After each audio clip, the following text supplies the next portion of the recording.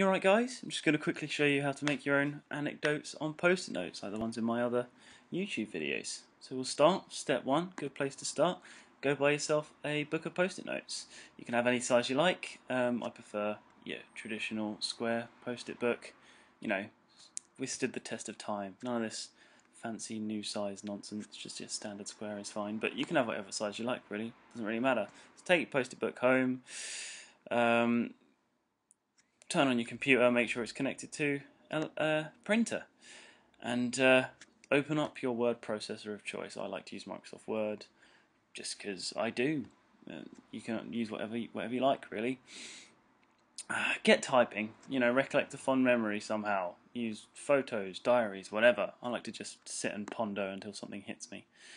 Not physically or literally, of course, but, Anyways, so yeah, this is one I typed up earlier. When I write them, I like to put them in like a poetry format. So it's like new line, new line, new line. There's a nice rhythm to it, breaks it up nicely, and it reads well. It's just pleasant, but you can just do a big block of text if you want.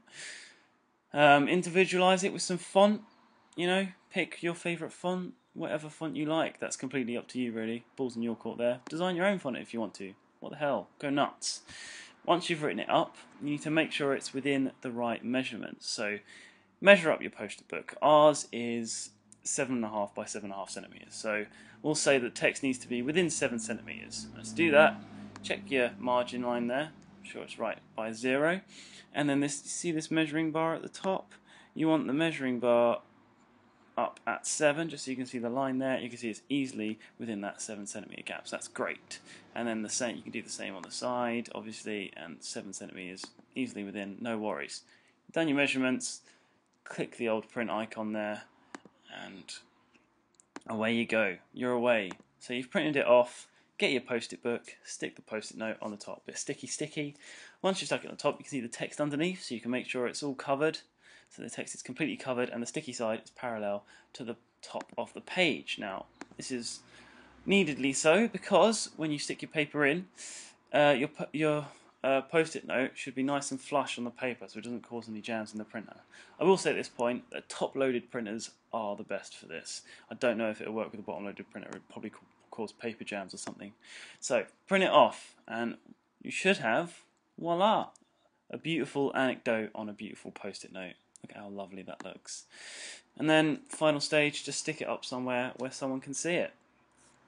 People can see it. Just as an example, I've put it up in the cupboard for my flatmates to see by the beans, the precious beans, big stack of them there.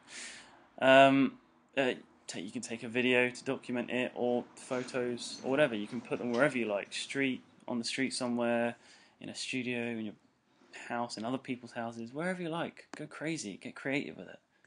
Who the hell knows? So I've taken a video of it, obviously for the instruction video purposes, but I've also taken a photo so you guys can see how I do the photos. Now, the post-it note takes up a good half the width of the page. It's got to be big, and make sure the text is in focus so you can read the text, because it's the text that's really the most important thing. It doesn't matter if the background's blurry, it's just background information, it doesn't matter.